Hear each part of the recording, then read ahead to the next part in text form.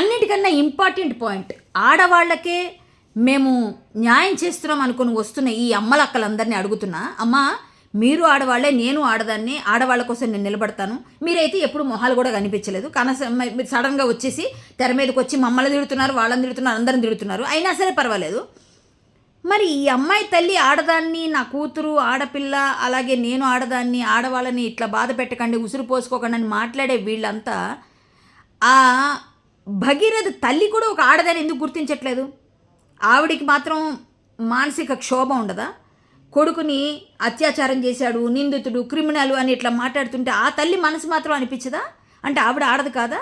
Okay, తల్లిదండ్రులకి ఏదో పెంచడం రాలేదు, మీరు అన్నట్టుగా పేరెంటింగ్ బాగాలేదు, ఇలా మాట్లాడుతున్నారు బయట. అవన్నీ ఒప్పుకుందాం, ఆయన ఒప్పుకున్నాడు కదండి.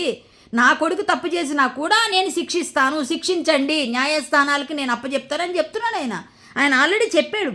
సో అట్లాంటి పరిస్థితిలో ఆ తల్లి మాత్రం తల్లి కదండి, ఆవిడ ఆడదు కదా. మీరు ఒక్కలే ఆడవాళ్ళు, మీ పిల్ల ఆడది, మిగిలిన ఇప్పుడు మాట్లాడి ఎవరైతే సపోర్ట్ చేస్తున్నారో వాళ్ళే ఆడవాళ్ళు, మిగిలిన మేమందరం కాదు. అంతే కదా మీ ఉద్దేశం?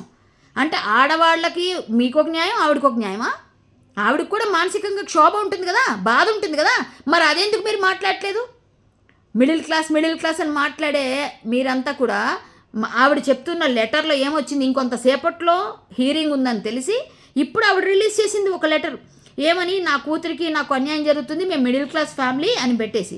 మిడిల్ క్లాస్ అని 2వ క్లాస్ పెట్టిన నువ్వు మిడిల్ క్లాసులకు 470 కోట్లు ఉందని ఎలా మాట్లాడేవమ్మా? మొన్న 31వ తారీఖున వెళ్తున్నప్పుడు 3 కోట్ల రూపాయల బెంజ్ కార్లో అబ్బాయిని ఎలా తీసుకెళ్ళగలిగింది ఆ ఫామ్ హౌస్కి? అమ్మాయి స్వయంగా డ్రైవ్ చేసుకుంటూ, మైనర్ డ్రైవ్ చేస్తుంది, సరే మైనర్ డ్రైవ్ చేస్తుంది, అదంతా పక్కన పెడదాం. అదే కారు మీద ఈ నాయకులు, బీఆర్ఎస్ నాయకులు ఎవరైతే పెట్టారో, బయట పెట్టారు ఆ కార్ నెంబర్ చూస్తేనేమో ఏమవుతుంది, ఆ కార్ నెంబర్లో క్లియర్గా ఉంది 3 కార్లు, పెద్ద పెద్ద కార్లు ఉన్నాయి, ఒకటే నెంబర్ మీద ఏ మాత్రం తేడా లేకుండా. ఇదేలా సాధ్యం? అసలు ఎక్కడా వెళ్ళలేదు, విచిత్రం. సో ఇదంతా ఏంటి అసలు? అంతేకాకుండా మళ్ళీనేమో మీరు ట్రైన్లోకి వెళ్తారు, ట్రైన్లో అందరికీ వీడియోలు చూపిస్తారు, ఫోటోలు పెడతారు, ఇవన్నీ అబ్బాయి అబ్స్కాండింగ్ అని చెప్తారు. అంటే అమ్మాయికి న్యాయం చేస్తున్నారా? బండి సంజయ్ గారి ఇమేజ్ని డ్యామేజ్ చేయడానికి ప్లాన్ చేసుకున్న రాజకీయ కుట్రనా ఇది? అంటే మీ ఉద్దేశం ఏంటి? బీజేపీ పార్టీని డ్యామేజ్ చేయాలి అంటే అమ్మాయికి న్యాయం జరగాలి, అబ్బాయికి అన్యాయం జరగాలి, కరెక్టే మీ ఉద్దేశంలో. సరే, ఎవరికి అన్యాయం జరగకూడదు అనేది మనం అనుకుందాం అంటే దానికి ఒక చట్టం, న్యాయం ఉంది, అది కదా వెయిట్ చేయాలి మనం. మీ ఇష్టం వచ్చాడు మీరే జడ్జిమెంట్లు ఇచ్చేసి మెట్రో స్టేషన్లో ఇంతవరకు ఎన్ని ఫోక్సో కేసులు నమోదై ఉంటాయి, ఎవరికైనా ఇట్లా పోస్టర్స్ వేసారా? ఎక్కడైనా ఉందా? వేయలేదు కదా. ఆ పోస్టర్స్ మాత్రం భగీరథ పైన పడ్డాయి. సరే, ఎందుకు అన్నది అందరికీ తెలుసు. దాని వెనక బీఆర్ఎస్ నాయకులు ఉన్నారా, కాంగ్రెస్ నాయకులు ఉన్నారా, ఇంకొకరు ఉన్నారని చట్టం తేలుస్తుంది. సరే, ఎవరు చేస్తున్నారు? ఒకటైతే నాకు తెలిసి ఒక పెద్ద నాయకుడు, ఓ ముసలాయన ఉంటాడు, ఆయన అయితే మాత్రం ఖచ్చితంగా దీని వెనకాల నుండి నడిపిస్తున్నాడు, అది అందరికీ తెలుసు. వాళ్ళే మాట్లాడుతున్నారు కాబట్టి అందరికీ తెలుసు. బీఆర్ఎస్ నాయకులు చేస్తున్న పెద్ద కుట్ర ఇది, రాజకీయ కుట్ర, పిల్లలను అడ్డు పెట్టుకొని బండి సంజయ్ గారి ఇమేజ్ని డ్యామేజ్ చేయడానికి చేస్తున్న కుట్ర ఇది. ఈ కుట్రని ఎదుర్కోలేరు అనుకుంటున్నారేమో. ఖచ్చితంగా తెలంగాణ ప్రజలు తిప్పి కొడతారు, మీకు తప్పకుండా ఎలక్షన్స్లో చూపిస్తారు.